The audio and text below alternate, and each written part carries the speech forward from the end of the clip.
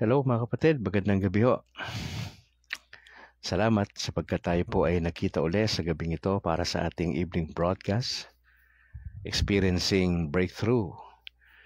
Yan po yung ating pinakatawag sa ating evening broadcast, Experiencing Breakthrough. Mahalaga po yan bilang Katoliko na maintindihan natin na ang ating Diyos ay nais tayong ma-develop tayo yung ating relasyon sa Kanya. Siyempre, meron tayong pananagutan ho dyan na we have to cooperate sa overall plan ng Lord sa ating buhay. Pamilya, negosyo, at etc. Tayo po muna ay manalangin. In the name of the Father, and of the Son, and of the Holy Spirit. Aba, pagpapalain po ninyo kami sa gabing ito sa aming pag-uusapan regarding sa life commitment, yung bayani-oriented. We just pray for understanding. Nihiling po namin ng inyong gabay, ang inyong pagpapala sa gabing ito na ma-enjoy ho namin yung pagtalakay namin. Salamat po sa mga nakalipas na oras ng inyong pag-iingat, sa inyong pagpapala sa bawat isa. Maraming salamat po sa mga challenges in life na nandyan ho kayo, umaantabay sa amin. Punong-puno kami ng pag-asa sa kabila ng napakaraming challenges. Samahan niyo po kami at yung mga kasama namin tonight na ma-enjoy namin yung mga general principles ng inyong salita. At gusto po namin maingat na maibigay sa inyo lahat ng papuri sapagkat deserve ho ninyo ang bagay na yun. We pray this in Jesus' name. Amen. In the name of the Father, and of the Son, and of the Holy Spirit. Alright, magandang gabi, kaibigan. Tayo po ay nasa ika-4 na serye, Life Commitment. But before that, let's have a quick review. Magandang gabi ho uli sa bawat isa, mga kapatid. Pinag-uusapan po natin yung 5 characteristics ng mga Filipino Catholics. Yung pinag-uusapan ho natin ay may kinalaman, who is the Filipino Catholic? Yun po yung pinaka-overall na pinag-uusapan natin sa ating series. Who is the Filipino Catholic? Maganda to na malaman natin to kasi pag nalaman mo to, mas ma-appreciate mo yung pagiging Katoliko. Una na pag-usapan ho natin mga kapatid na mahalaga po yung self-identity. Yung kilala mo ba sarili mo bilang Katoliko, importante ho yun. Now, sa ilalim po niyan, mahalaga sa atin itong self-identity. Family-oriented tayong Katoliko eh. Kaya di ba mayroong relasyong anak sa magulang, may ninong at ninang, di ba? At 3 bagay ho yung mahalaga dyan sa family-oriented.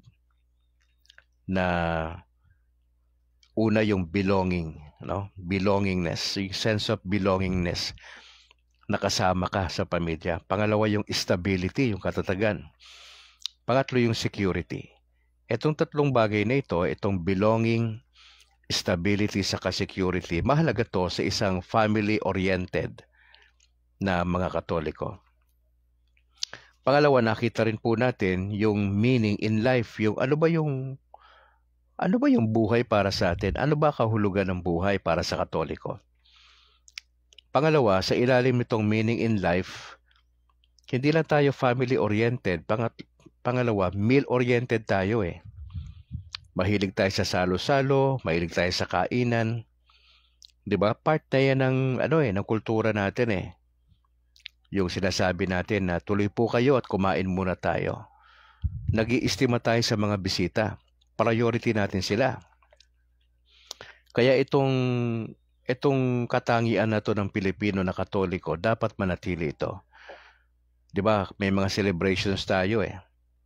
Mahalaga po yan sa atin. Pangatlo, yung suffering in life.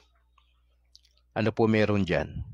Kundiman-oriented. Yung kundiman, ito yung mga nakakalungkot na kanta ng mga Pilipino patungkol sa nasaktan na puso. Yan. Opo. It is a sad Filipino song about wounded love. Kaya nga ho, Dito nagiging mapagpasensya po tayo, natututo tayo magpatawad sa pagkakamali.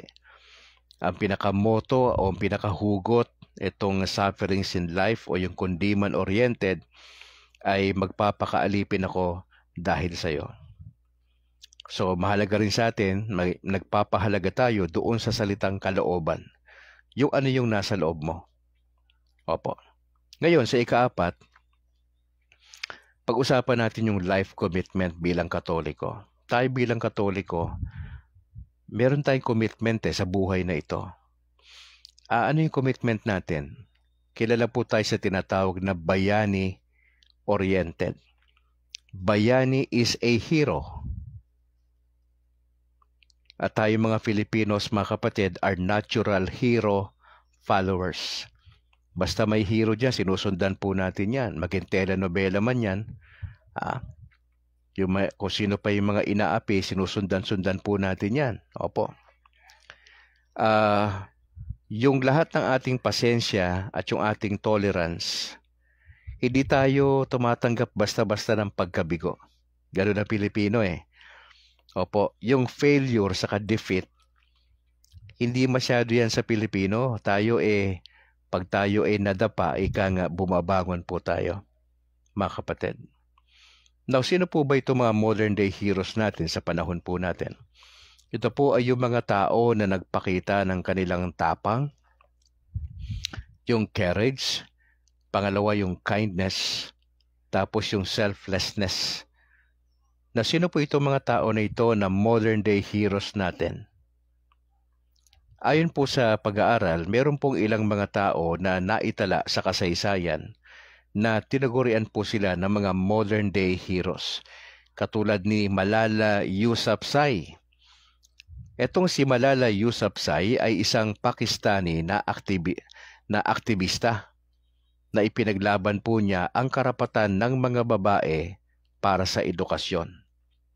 At siya po yung kauna-unahang pinakabatang tao na nakatanggap ng Nobel Prize o Nobel Peace Prize noong 2014. Dahil sa kanyang ipinaglaban na karapatan ng mga kababaihan para sa edukasyon. Sino pa ho? Yung mga firefighters natin, itong mga bumbero natin, itong people who help others in need, yung mga teachers natin, yan ang mga modern day heroes natin. Yung mga volunteers, di ba? Yung mga nasa search and rescue teams, kapag may bumabaha, lumilindol, sila yung mga kumukuha ng tao na naandun na sa ilalim ng lupa. Opo, yan ang mga modern day heroes. At syempre, yung mga OFWs po natin ay tinagurian na modern day heroes. Bakit po? Bakit sila hero? Kasi po, isinasalba nila yung ekonomiya ng Pilipinas Isa po sa malaking tulong para yung ating economy sa Pilipinas ay maging maayos, maging stable tayo, ay dahil po sa mga OFWs. Kaya nga po every Saturday bukas ay pinag-uusapan po natin ang issue patungkol sa mga OFWs. Importante po yan. Umaga po natin pag-uusapan yan bukas sa ikalawang bahagi ng ating Gospel for Today.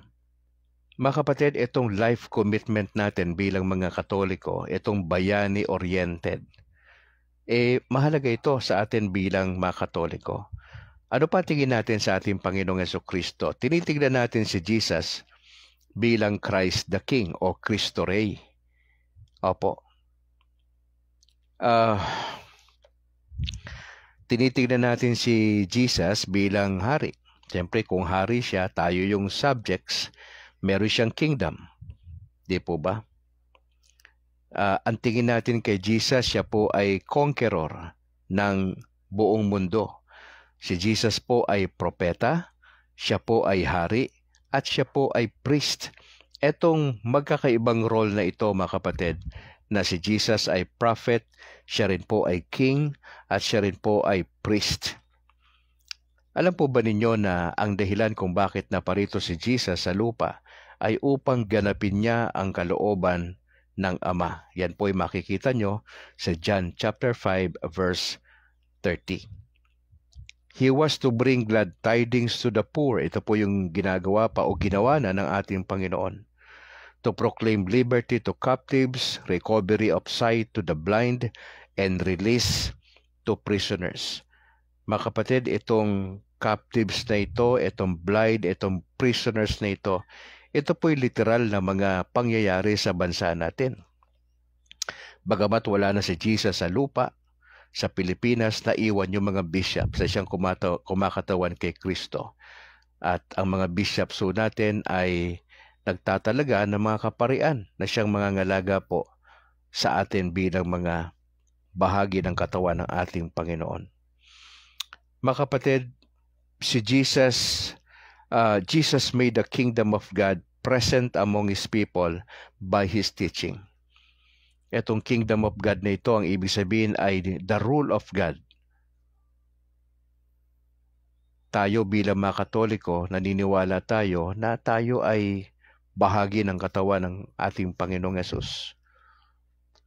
Bagamat hindi perfect ang Catholic Church, ay nagiging holy ito dahil sa founder natin na si Jesus Christ. Mga kapatid, etong ginawa ng Panginoon Diyos na ang mga blind ay naka-recover, yung mga lumpo nakalakad, at yung iba pa, yung mga bingi nakarinig po sila, yung mga patay na nabuhay, di po ba? Yung mga mahirap na nakatanggap ng mabuting balita. Mga kapatid, ito po yung ginawa na ng Panginoong Hesus. At itinutuloy ito ng Simbahang Katolika. Tinutuloy ito ng ating mga bishops, ng ating mga kaparian. At tayo bilang mga layman ay bahagi din itong pagmimisyon na iniwan ng ating Panginoong Hesus. Kaya itong bayani-oriented na ito bilang Filipino, ito yung life commitment. Ibig sabihin na habang nabubuhay tayo bilang Katoliko ay nagpapatuloy itong commitment na ito na ang tingin natin sa ibang tao ay mga bayani, hindi masama, mga teachers, mga doktor na, di ba? Yung mga na-amaze ako doon sa mga doktor na OB-GYN, no? Yung mga nagpapaanak, mapalalaki o babae na doktor, yung kanilang capacity na buhayin yung bata. Diba? Binabaliktad nila yung bata na yan, tapos pinapalo-palo sa bandang puwetan, hinihimas yung likuran niya, diba? Ginagawa lahat para mabuhay yung bata. Modern day hero. Na I could not imagine na hindi po nila gagawin yung kanilang obligasyon. Palagay ko, chaos, di ho ba? Kung ang mga teachers natin na tinagurian nating modern day hero na hindi nila gagampanan ang paghubog ng kaisipan ng mga estudyante, nako, anong klaseng Pilipinas meron po ba tayo? Kung itong mga rescuers na ito kapag may kalamidad na hindi nila gagampanan ang kanilang tungkulin, ano mangyayari sa Pilipinas? Opo. Even yung mga traffic enforcers, kasi ang modern day heroes, ito yung mga tao na nagpakita ng kanilang courage, yung kindness and selflessness. Now, meron pa rin yan sa Pilipinas and majority dyan Katoliko na nagpapakita ng kanilang tapang, ng kanilang kabutihan at yung selflessness. Yung ibang tao yung kanilang prioridad. Siyempre, pag tumulong ka, kinakalimutan mo pansamantala yung sarili mo At meron kang gagawing tulong sa iyong kapwa. Minsan, hindi na natin inaalam yun. Ano ba simbahan nun? Ano ba relihiyon nun? Hindi na. Pagka ikaw ay rescuers, mayroong isang matanda na nagkaroon ng problema dyan, tumatawid, nabangga siya, etc. May nangyaring di maganda. To the rescue tayo. Of course, kapag wala po tayo masyadong training doon po sa mga na-involve sa aksidente, hindi po yan ginagalaw ang tao.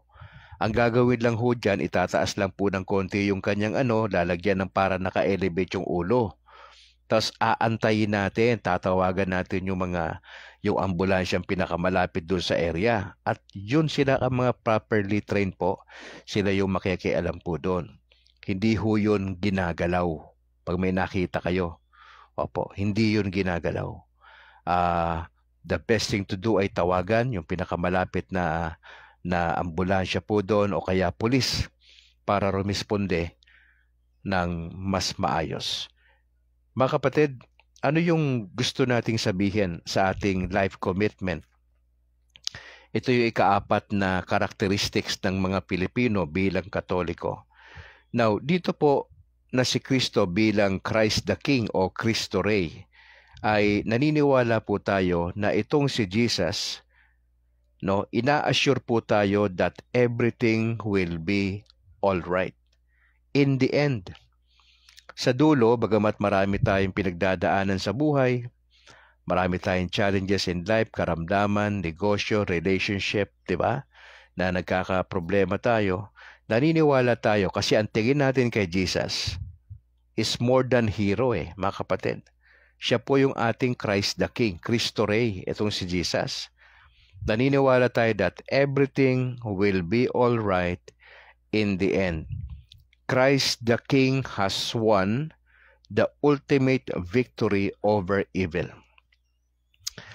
Parang tingin natin, feeling natin na nanalo kalaban ngayon ang dyablo. Tingin lang ho natin yan.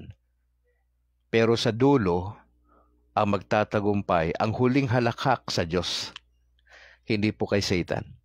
Ngayon, pinapadama lang siya ng Diyos. Sige, gumalaw ka. Gumalaw ka hanggat kaya mo. Pero sa dulo, ang panalo sa dulo si Kristo. Hindi po si Satan. Hindi ho. Ang ginagawa ng dyablo sa atin, dinidisib ang Katoliko Majority sa Pilipinas, dinidisib Paano dinidisib? Paraan ng doktrina. Paano dinidisib? Relasyon. Paano dinidisib?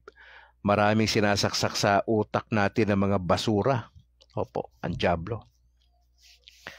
Kaya nga mga kapatid, kung hindi ka committed bilang Katoliko, saan ka papunta?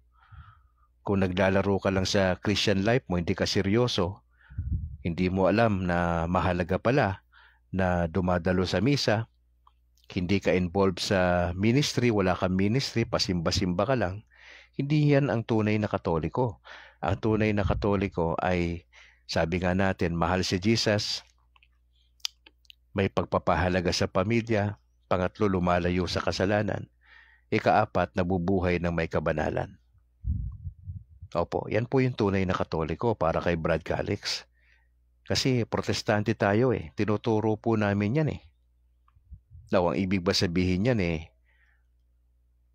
porke tayo ay nabinyagan sigurado tayo sa langit kaagad? Hindi ho. Dito sa lupa kailangan ipakita mo na tunay kang Katoliko. Pakita mo. Hindi sapat yung pananampalataya lang. Importante yan. Hindi sapat yung turo ng simbahan lang.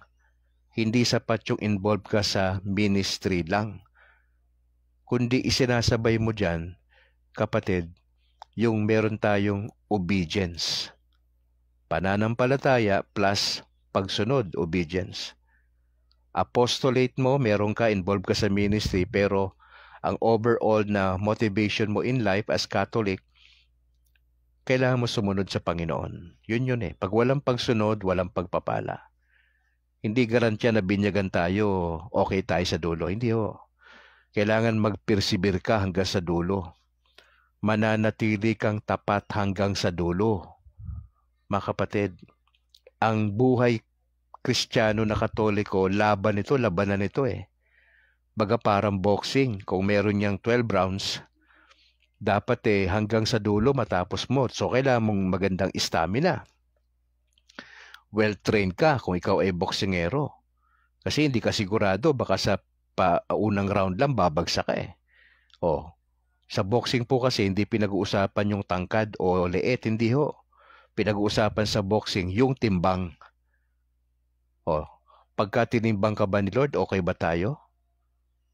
Baka naman masyado tayong nando sa bisyo, wala tayong masyadong disiplina sa ating buhay pananampalataya. So kinakailangan pagka meron tayong sapat na pagsasanay. Kung i-convert mo yan sa ating spiritual life, dapat meron tayong disiplina sa ating buhay pananampalataya. Nasa state of grace tayo. Kaya nga ho, habang iniisip ko nga po sabi ko, teka muna, ilang buwan pala akong Katoliko October 26. November, December, January, February. Ilang buwan pa lang si Brad Calix na Katoliko. Marami pang mangyayari sa buhay ko eh. Kayo po matatagal na kayo, baka 40 anyos na kayong Katoliko, 30 anyos, 20 anyos, 10 taong Katoliko. Ang tanong ko lang po sa inyo ng mga naunang naging Katoliko naging seryoso po ba kayo sa inyong laban? Mula sa pasimula, sa gitna? Kayo po na matatagal ng Katoliko, naging seryoso po ba kayo sa inyong pananampalataya? Kayo po ba ay nakatingin talaga sa Panginoong Jesucristo? Malinaw po ba sa inyong aral na simbahan? Kayo po ba ay bahagi ng apostolate? May ministry po ba kayo? Ito yung mga challenge, no, mga kapatid. Kaya nga ako po ay nagsusumikap lang bilang bagong Katoliko na dating pastor. Naalalayan din po kayo sa isang banda. Opo. Ang problema natin, paano natin i-a-apply sa ating buhay yung mga prinsipyo, yung pagbabago sa buhay. Yun yung kailangan ibalanse natin Ngayon, tignan din natin yung opportunity for us to learn. Opo, wag lang sana tayo na masabi lang tayo na nagsimba, okay na. Hindi po kasi sapat yun May obligasyon tayo sa ating kapwa. Ina-expect ng Lord, mabuti tayo sa ating community. Hindi tayo basagolero, hindi tayo lasinggero. Alam mo yun? Hindi tayo nagpapakana ng mga krimen sa ating komunidad. Hindi po. Dapat mabago yun yung konsepto, yung tingin sa atin ng mga protestante. Kaya hindi sila maniwala. Kasi walang pruweba Subukan po ninyo. Gulatin nyo sila na doon sa paligid nyo nagdilinis kayo ng bakuran nyo. Doon sa inyong subdivision, hindi pa kalat-palat ng dumi yung mga aso nyo. Na yung pagdating doon sa mga basura, hindi ka nagtatapo ng mga diaper ng mga bata na doon nakakalat sa subdivision. Ang matinong Katoliko, maayos. Opo, yan po yung gusto kong advocacy natin, mga kapatid. Na ang mga tao sa paligid natin, mabibigla sila. Uy, grabe tong kapitbahay ko na to Dati to, basagolero to. Ngayon, siya na ngayon yung nagpapasimuno ng kapayapaan sa lugar namin Dati to, walang pakialam sa community to, pero siya mismo nagsasabi, pag nandyan na yung basura, ando na yung basura, lagay nyo na doon yung mga basurahan ninyo. Kailangan malinis na tayo dito. Alam mo kapatid, pag ganyan nangyari sa atin, ang ganda po niyan. Walang biro. Now going back dito sa life commitment na binabanggit ni Brad Calix, itong bayani-oriented, importante ito. Si Jesus bilang Christ the King o Cristo Rey.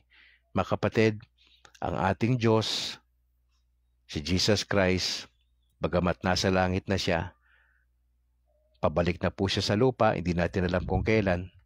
Importante dyan mga kapatid, meron tayong kaisipan na mananalo tayo sa dulo. Victorious si Jesus Christ. Siyempre tayo rin. Bagamat ika nga sa larangan ng boxing, matatamaan ka, maa-uppercut ka, di ba? Mado-double jab ka. Pero importante dyan, natapos mo yung ilang round dyan. Bagamat pasa-pasa mukha mo, di ba? Pero ika nga dalawang bagay pwede mangyari pagka hindi ka bumagsak Either tabla yan, o kaya split decision lang yan. Pag talagang sobrang dikita ng laban sa boxing, mga kapatid, nasa larangan po tayo ng boxing at ang kalaban natin si Satan. Pangalawa, kalaban natin yung sanlibutan, sistema. Pangatlo, kalaban natin sarili natin. Anong kailangan mong gawin bilang Katoliko? I-renew mo yung faith mo sa Lord. Etong 2025, sabihin mo sa Lord, Lord, ayusin ko na buhay ko.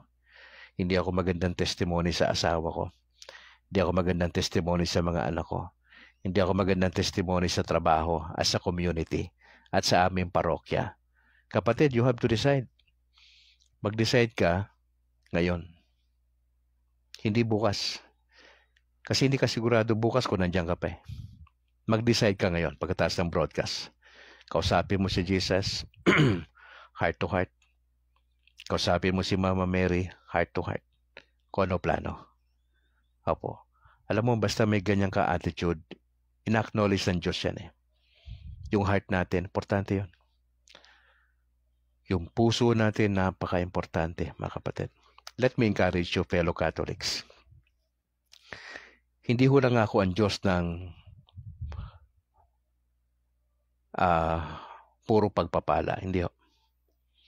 Bago yung blessing, ang desire ng Lord sa bawat Katoliko sa Pilipinas, meron tayong obedient heart. Pag wala tayong obedient heart, don't expect any blessings from the Lord.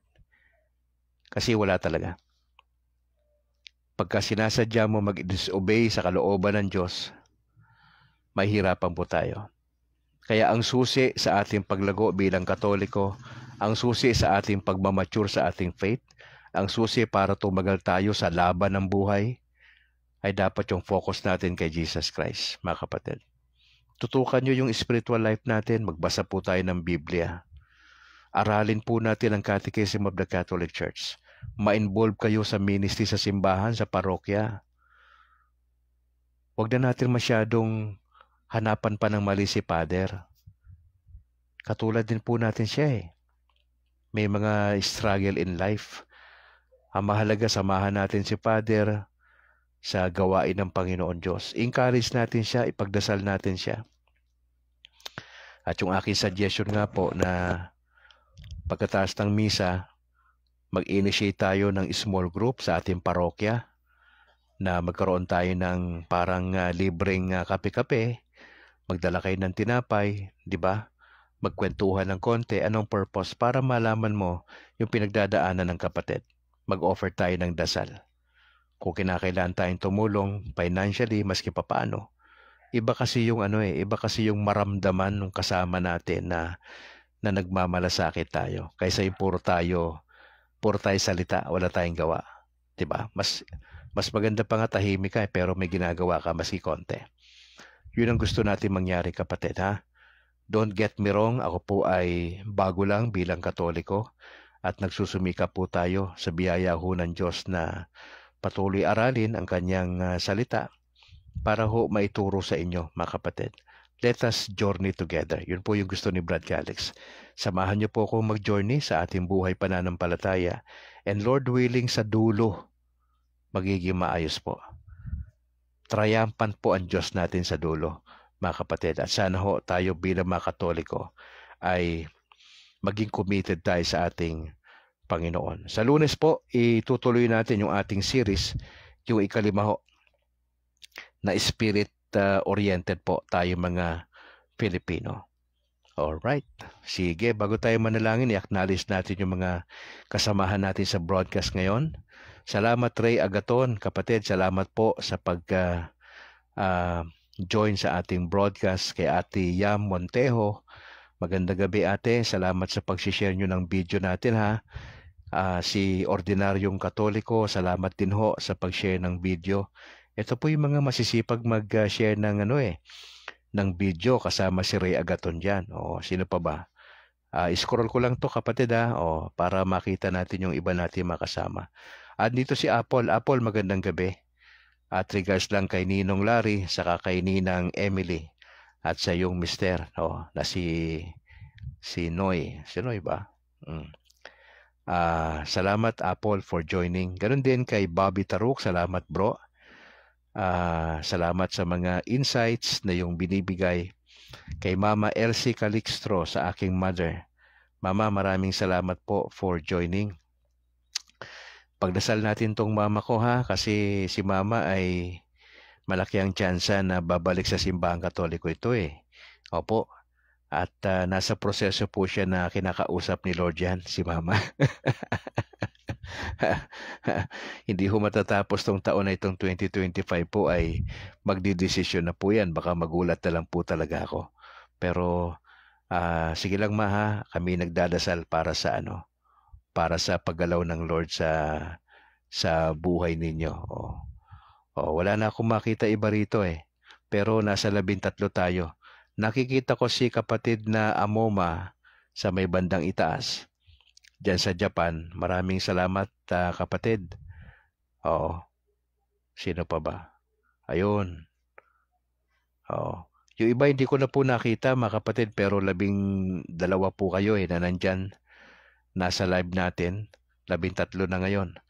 Paumanhin po kung hindi ko mabanggit ang pangalan nyo, pero alam ko po na nandyan lang naman po kayo sa tabi-tabi at nakikinig po kayo. Gusto ko po kayong batiin mga kapatid ng isang mapagpalang gabi. Hindi po natuloy yung ating bisita tonight kasi po may importante daw silang gagawin sa kanilang parokya. Pero susubukan po namin na Lunes, no? Kasi meron tayo inimbitahan na isang kapatid na magpapaliwanag tungkol doon sa grupong PREX. P-R-E-X. Oo, ipapaliwanag niya kung ano yan, kung meron ba niyan sa bawat parokya sa Pilipinas, hindi natin alam sa ngayon. Pero nakausap ko na po kasi siya. So maganda hong mapakinggan din natin yung apostolate na ito, na meron palang ganyan sa Katoliko sa Pilipinas. Opo, Monday po tayo, Lord willing, makasama natin siya. At bukas mga kapatid, diretso tayo sa ating broadcast alas 6 ng umaga. At yung second part po niyan, 6:30, and we'll talk about OFWs. Titignan natin kung meron tayong mai-interview na OFWs na mga kapatid natin na nagtatrabaho sa labas ng Pilipinas. Tignan po natin kung sila po ay available para bukas ng umaga. Sige mga kapatid, tayo po ay mananalangin in the name of the Father, and of the Son, and of the Holy Spirit. Ama, salamat sa gabing ito. We just want to thank you sa lahat ng mga viewers tonight. Pinagdadasal po namin ang magandang kalusugan ng bawat isa. Na pag-pray po namin na ihanda nyo kami sa gawain ng Panginoon Diyos. Sabado na naman bukas. At nagdadasal kami sa aming mga kaparian sa kanilang preparations. Nagdadasal po kami ng kalooban nyo para sa bawat isa na mag-grow kami kay Lord. Alam po namin na halos araw-araw sa ginawa ng Diyos ang diablo hindi tumitigil, hindi nagpapahinga, na i-tempt kami sa iba't ibang paraan. Gusto po naming magmamature kami sa aming faith kay Lord. Lord, tulungan nyo kami na magkaroon kami ng malalim na commitment kay Jesus, kay Mama Mary sa turo ng simbahan. Magkaroon kami ng commitment for growth. Meron kaming commitment na meron kaming apostolate sa simbahan. Naniniwala po kami na ang Diyos ay makapangyarihan si Jesus at siya po ay patuloy na mananalo sa over Satan. At kami rin bilang bahagi ng katawan ni Kristo ay maari kaming manalo. Mahalaga lang dito yung aming consistency sa aming buhay pananampalataya. Mahalaga din po na gaano kami kaseryoso sa aming pananampalataya kay Kristo. Lord, pinagdadasal ho namin ang aming mga personal doubts in life, mga personal struggles namin sa pamilya, sa relasyon, sa mga anak po namin, sa trabaho, sa career development ng iba, at yung ibang kapatid na nandito ngayon na nasa ibang bansa. Praying kami na magtulungan kami sa dasal. At let us encourage one another na to continue in the faith, to continue in the grace of God. Alam po namin na kayo ay malaking tulong nyo sa amin. Lord, salamat sa gabing ito at sana ho sa pagpapahinga namin mamaya magigising kami ng maayos bukas na hindi masakit yung batok namin. Na normal lang ho na kami ho ay masayang haharap sa inyong salita, pagsasalusaluhan namin ang gospel for today. Ama, gusto namin pagkatiwala sa inyo ang lahat-lahat at ibigay sa inyo ang mataas na papuri sa gabing ito. We pray this in Jesus' name. Amen. In the name of the Father, of the Son, of the Holy Spirit. Mga kapatid, maraming salamat for joining bukas alas 6 ng umaga. Kita-kits po tayo sa ganap na alas 6:30. Pag-usapan natin ang issue ng OFWs. Mga kapatid, salamat at napasin niyo po ba yung ating yung ginawa ng simbahan po namin na Nepomuceno dito po Paris sa Sumag. yung tukol po sa wedding. Salamat po sa inyong pag-share nito sa ibang mga kaibigan nyo na umabot na po ng 3,000 at mahigit ang mga viewers po nung sakramento ng baptism para sa aming dalawang anak, kay James Philip at Alana Grace, at yung sakramento po ng matrimony namin ni Annalyn. Maraming salamat mga kapatid, at sa aking mga ninong at ninang at yung mga sponsors po ng aking mga anak sa binyag. Nako, maraming salamat, at lalo na sa aming pare na si Reverend Father Luan Torrefranca at si Reverend Father Nobles dito po sa Sumag, yung simbahan po dyan. Alright, sa ngalan po na aking may bahay na si Annalyn, ako po si Brad Calix. Magkita tayo bukas sa kalooban ng ating Panginoon Diyos. Tatawagan ko kayo pagkatapos ng ating broadcast. To God be the glory. Ingat po kayo mga kapatid, and bye for now.